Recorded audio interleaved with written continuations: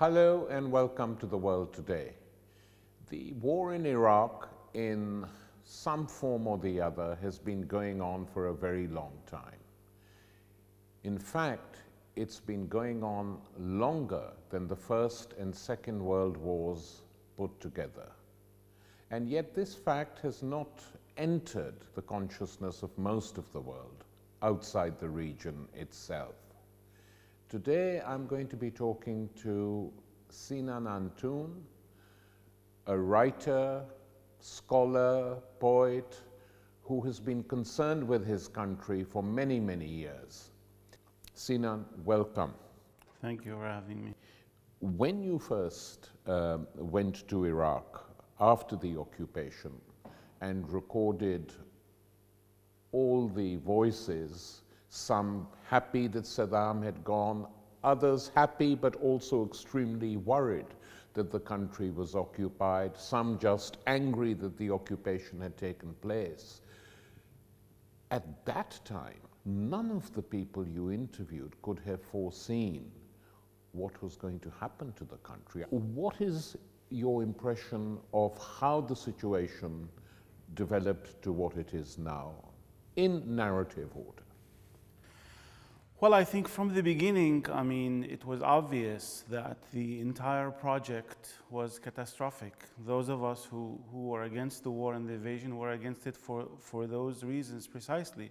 But as you mentioned, and this is something that people always forget, in 2003, Iraq was already a very weakened society economically, and its social fabric had already started to disintegrate because of the genocidal sanctions that were imposed by the US and the UK and the so-called world community on Iraq. But as you said, in 2003, there was still some hope, even for those of us who were against American imperialism, that somehow the Americans would not be so catastrophic even as an occupying power.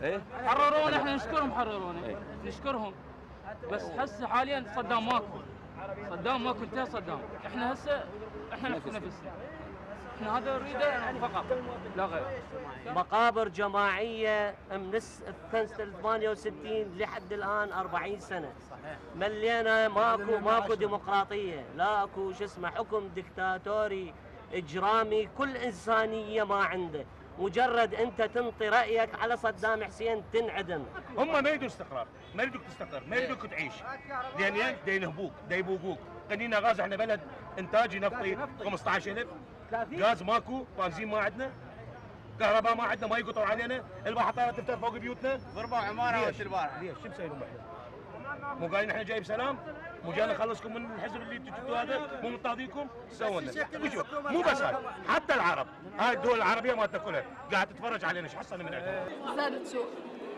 بس نتامل انه يتشكل يعني شيء يمثلنا احنا صدق مو مجرد وعود او يريدون بس يوصلون للحكم. المنجوي اختاروهم مثل احمد الشلبي او الباتشي صار له 20-25 سنه هو بامريكا وبلندن وبدول اوروبا. شو يعرف انا بنت اللي ولدت عمرها 10 سنين دخلت حرب ايران وشوف عشت 91 الحرب الامريكيه وعشتوا هذه الظروف. انا اقدر اعرف شعبي احس بينه اكثر من اللي عاش بامريكا. هو صحيح عراقي بس عاش بامريكا ما يعرف شكو. فبالتالي الامريكي من راح يجي ايضا هو ما يعرف شو يريد العراقي، ما يعرف شو يحتاج الشعب العراقي. انا كما دا اقول الانسان ابن بيئته. انا بيئتي هذه اعرف شو اريد، اختار انا اعرف شو اريد، لكن يجي امريكي يعرف شو اريد انا، شلون افكر، شلون اعيش، شو احتاج، لا. وبالتالي فهو محتل. I think the combination of arrogance and ignorance and racism that the Americans came into Iraq with, plus the political elite that they chose and created and put in charge of the country, which is by now very obviously for Iraqis and the world is the most corrupt, one of the most corrupt elites in the entire world. And the so-called reconstruction program that the US put in place is one of the biggest heists in history, in that all the money has disappeared into Iraqi and US pockets, but nothing to show on the ground. And again, the political process that the US put in place And establishing this sectarian, ethno-sectarian system was bound to produce this chaos. So I mean, in a way, it's catastrophic, but it's not surprising that something like ISIS comes about. And again, the most important thing I must add is that dismantling a state, irrespective of Saddam and dictators and all of that, dismantling a state that, no matter how oppressive, was a functioning state that provided services for its citizens, and then replacing it with complete chaos is bound to produce violence and catastrophe, and create an environment where groups like ISIS and its predecessor can flourish. Sinan, of course, we were all critical of Saddam Hussein for many years.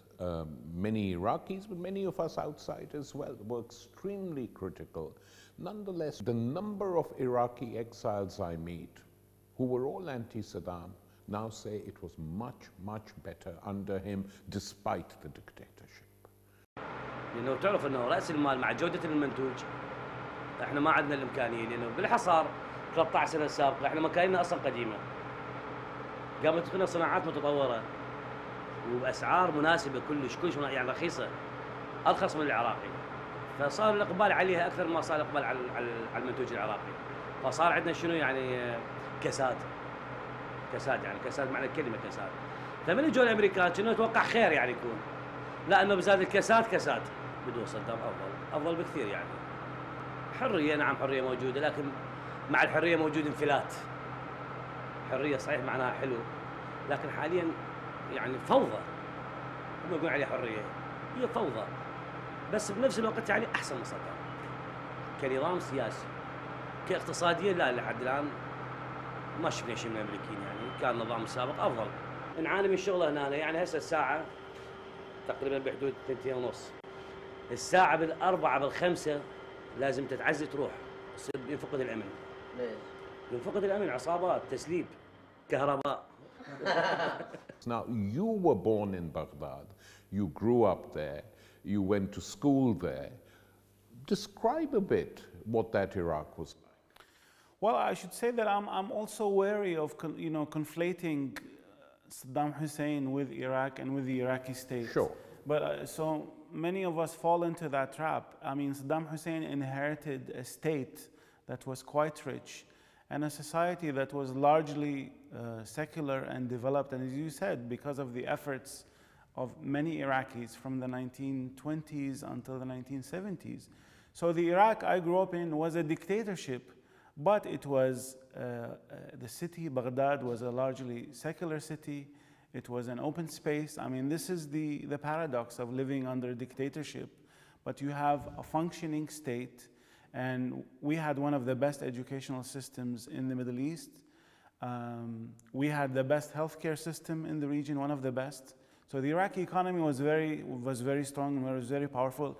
And even during the Iran-Iraq war, which, cost many lives on both sides and cost the country a lot of money, I would say that until 1991, there was great hope for Iraq despite the dictatorship, and something else could have developed. I must remind my fellow Iraqis now, but others as well, that we were not fated to have Saddam Hussein forever. And I think the Arab revolts proved to many people that these countries of the region are not in some distinct sphere of world history where revolutions don't take place, that actually people will rise up. But I think, ironically, of course, the sanctions that were supposedly imposed to weaken the regime, they ended up doing the opposite. They destroyed the population. But now the challenge is younger Iraqis cannot imagine or do not remember or do not believe that the most important aspect for me now is that I lived in an Iraq where, of course, class and ideology always matter, but sect and religion did not have these political consequences, despite what we keep hearing being parroted by people about Saddam Hussein's regime being a Sunni regime. That's just ridiculous. Not to absolve it of any of its crimes, but politics is much more complicated and cannot be seen according to this old Orientalist vision of simple, neat Sunni, Shiite, Kurd. Let's come to the sectarian divide that has been created after the occupation, and which is one of the saddest things that has happened to Iraq. The first year of the occupation, we had, when the atrocities and crimes were being committed in Fallujah by the American army, there appeared to be a unity between many Shia militias and Sunni militias. Medicines were sent by Shia mosques and Sunni mosques and food to help Fallujah. After that, what happened? Well, I mean, you know, as with all other countries, there's something called nationalism. So the example you provided, which I always cite, is that there was Iraqi nationalism that superseded any other secondary identity. And this Iraqi nationalism or sense of belonging still exists until today, and it exhibits itself in moments of crisis. Just yesterday, I saw a film by this group founded by young Iraqi men in Baghdad, most of whom are Shiites, that actually collects food and medicine and takes it to the Sunni areas that are besieged by ISIS. They're doing what the government doesn't do.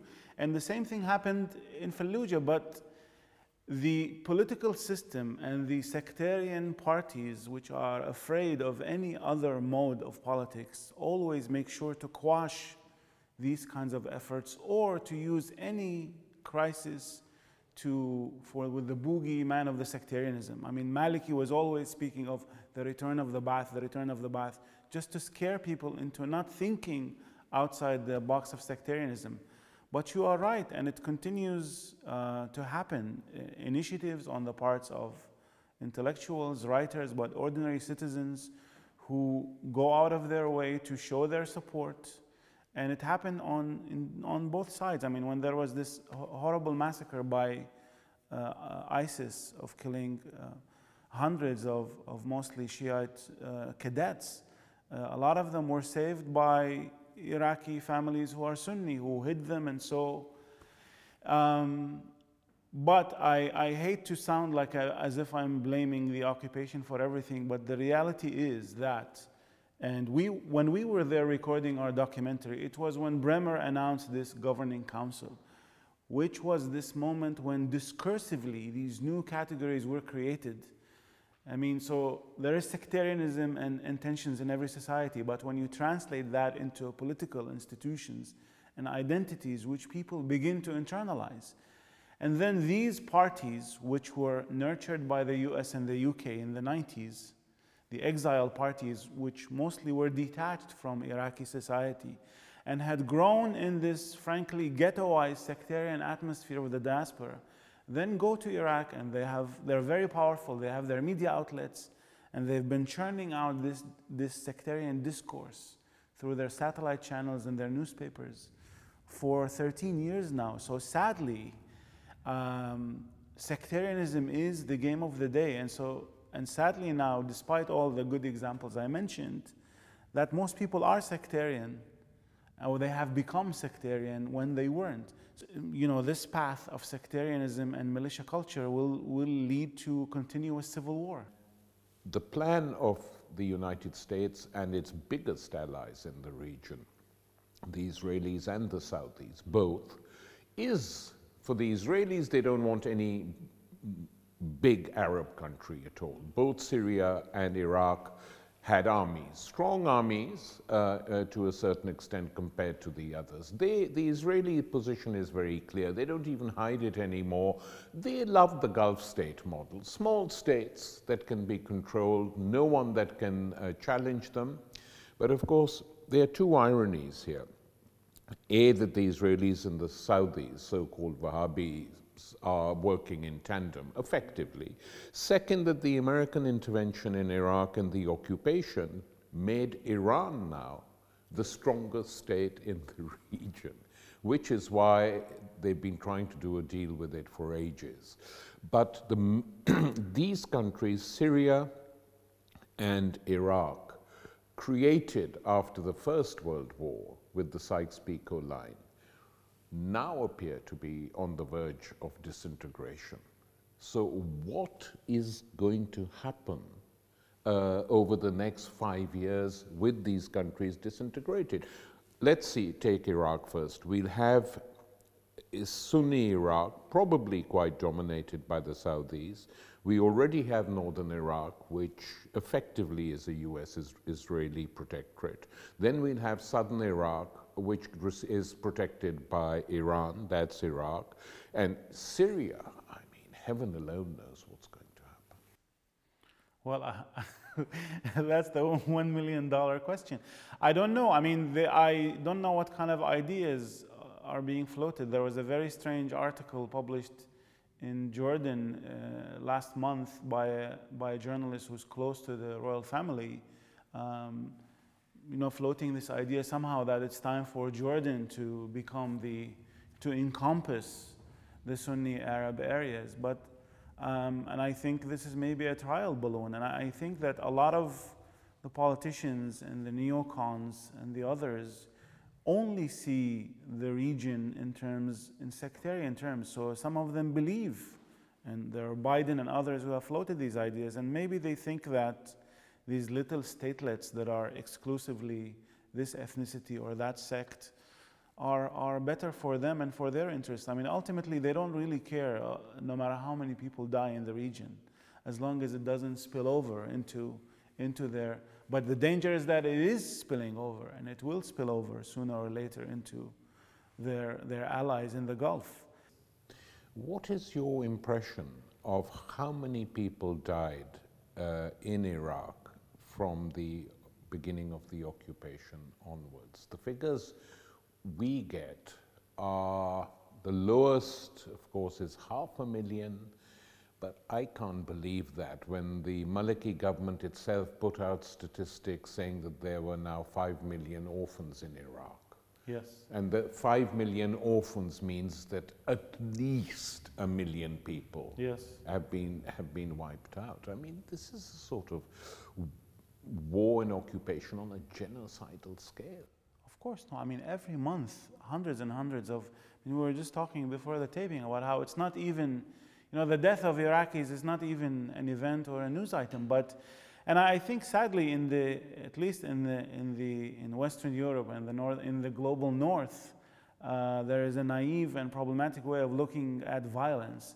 In that, of course, you know, maybe the American soldiers did not kill directly a lot of Iraqis, but the social and political space they created is a death zone, and I mean. At least a conservative estimate is that 700,000 Iraqis have died in the last 12 years because of the occupation and its consequences, from all the bombings, from all the militia violence. So it is a catastrophic number. I mean, if you just put it in terms of percentage, it's like as if you know, 30 million Americans die in 10 years. I mean, imagine if, you know. I always say if pets, the equivalent number of pets, or even a percentage of that died in any European country, it would be, you know, world crisis. Yeah. But Iraq these are the death zones that were created by the United States and its allies. And of course, you always have this complete disavowal of responsibility. You know, not even discursively, it's not even acknowledged. So in the US, on the 10th anniversary of the invasion, there wasn't even an op-ed in the New York Times. It's not even marked as an event, which is the least that victims in any war who could ask for, is the verbal recognition of the crime committed against them. And Sinan, Syria, which is in such an awful state that it's difficult to see what's going to happen in the country. The regime is hanging on, that's obvious, but at a very high price. Then you have the moderate, so-called moderate opposition, which of course existed when the mass uprisings first started, but which now appears to have either disappeared in terms of becoming refugees, leaving the country, or certainly politically it barely exists, and you have effectively two rival groups, jihadi groups, now fighting for dominance in Syria. Do you think that the recent American negotiations with Iran and possibly leading to a restoration of normality, lifting of sanctions, do you think that that might have some impact on Syria as well? I mean, probably. I think, I mean, we don't know enough details, but, you know, one always wonders what kind of, you know, subtexts are in the agreement. But I mean, of course, the Iranians are saying that none of this is going to affect their regional alliances and commitments, but I don't think that's true. No. But there is no way of telling for sure, but it must be. I mean, to quote an Iraqi journalist, when the deal was signed, congratulated the Iranian people for not, you know, witnessing another war, but said we now have to see, you know, for who was sold and for what price, basically. But I don't know, it's very complicated because of the Saudis and the Israelis and the US. But I just want to go back to what you said earlier and just say that what strikes me is the myopia of US foreign policy. I mean, it's not something new, no. But one is always struck by the myopia and this always thinking only of short-term goals, which always produce long-term catastrophe. But all of this in Syria and in Iraq and ISIS, it's rarely mentioned that this is the same dynamic that produced the situation in Afghanistan, you know. When a region in a country or a country becomes the theater of a proxy war and you fund and support militarily and otherwise, you know, jihadist groups, I mean, what do you expect? What's going to happen? They will keep mutating and they will keep getting even more violent. So today, there is no one of any quality within the imperial bureaucracy who one can read and say, well, yes, from their own twisted imperial point of view, this makes sense. And that must be worrying, though. I agree with you. This is the problem, that we agree on a lot of things. I know. When I left Iraq on this exact same road, but the opposite direction, of course.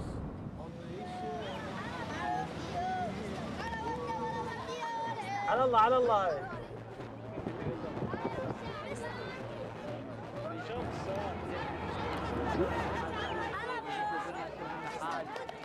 I wanted to leave the country a long time before to escape the whole stifling atmosphere of Saddam and tyranny. I mean, the biggest sense of relief I felt in '91 when I went to Jordan is that the car drove for 25 minutes and there was no image of Saddam, and I felt like, this is so beautiful.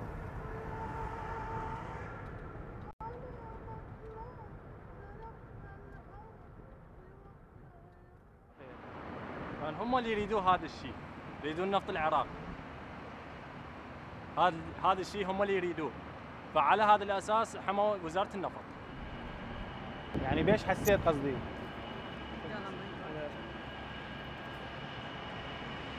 احاسيسك يعني. احتياجي واحد يحسي هاني. يعني من يدخل للوزارة وهي الوزارة اللي كان يداوم بيها، يدخل يتفتش منه يطب ويطلع. خاصة احنا الكهرباء عندنا بوردات حتى خارج الوزارة، كل ما نطب ونطلع نتفتش. يعني تحس بيها يا هاني. زين هم تعاملهم وياكم شلون على مستوى شخصي؟ زين. When you look back on your young days, your own youth in Baghdad, it must be very upsetting to return to that city. This is a city which has been, you know, one of the great cities of the Arab world since the time it was built. And it has survived many things. But now when you look at this city, I hope it will never die, and it probably won't. Cities, it's not easy to kill cities. You can kill the people in them, but it's very depressing when I see photographs of Baghdad today. Yes. No, that is I mean, after leaving Iraq in '91, I kept up with the news on a daily basis. So I thought in going back in 2003 that I had prepared myself. And I even read a lot of material about, you know, how exiles and returnees feel, but it was still shocking. But it was even more shocking and sad when I went back 2 years ago. I went again 2 years ago just on a personal visit and gave a poetry reading. But in going around the city, there was not one spot in the city that was not dirty and ugly. And that is something that is very sad, because it has become one of the most polluted cities in the world. But it's also the way urban space has changed, and public space. I mean, there are very few women in public space in a lot of places. But I asked the driver who was driving us around, a friend, because I thought, okay, I'm away, I'm detached, but I asked him to tell me what has improved in the last 12 years. And he said, Saddam is gone. And I said, okay, that's fine, you know that. And he said, I can go on the internet. I said, okay, that's great. Other than that, and he said nothing. So it's a very simple anecdote, but it says a lot about what has happened. But the city, I mean, it's challenging for me as a writer and a poet, because I was always against Saddam Hussein, and I'm against this facile nostalgia that we oftentimes fall into and have. But nostalgia is also a critique of the present, and the saddest thing for me is, for example, that the street that I lived on, it was a microcosm of Iraq in all of its plurality, whether Sunnis or Shiites or Christians or Mandais. And now our street is all uniform, only one group of Iraq, and it's controlled by one of these militias. And so now I think the urgency or the challenge is for me, thinking of younger Iraqis and future generations, is how to remember the past and deploy it in trying to salvage this idea of a viable Iraq, where people live as citizens and don't live as groups of militias that will fight forever. So, but you touched on that chord, and this is what my last novel, Ave Maria, is about. Two main characters, a man in his 70s who had lived through modern Iraq and realizes, as you said, in a way that, or he thinks that all of this these are just passing clouds. And then the other voice is a younger woman in her 20s who has only seen wars and destruction, and she cannot imagine that it is possible. And it's Iraq, I think, not to reduce it, but this is the dilemma of Iraq, between people who think that we can only live as sects and people who think that, no, we can somehow reclaim the past and reclaim the country. But Sinan, this is true, but we live in a world now where those who dominate the world are waging many wars, financial wars, military wars, but also a war on memory. They don't want you to remember. They don't want us to remember. They want things to be forgotten.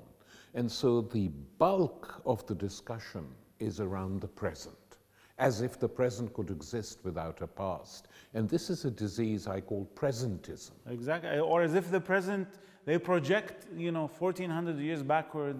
Exactly. The present, which, the present has its own history. And definitely, I mean, that is very, very important. And to me, the most worrying thing in general, everywhere, but specifically in places like Iraq and Syria, is the danger of collective amnesia. I mean, I'm always wary of organized memory, but I think the challenge that we have in Iraq and Syria is that when you have these hundreds of thousands of kids who are not even getting an education, or they don't have now, there's this chaos of identity, and they are all prey for these sectarian identities because they do not have access to a national knowledge and a national history. National not in the negative sense, but a collective history that is larger than these new discourses and new movements. So I'm with you. I mean, I'm usually very pessimistic, but No, me too at the present You're time. forcing me to be a bit optimistic. Well, let's hope that these dark, permanent clouds are in fact passing clouds. I hope so. Thank you. Thank you.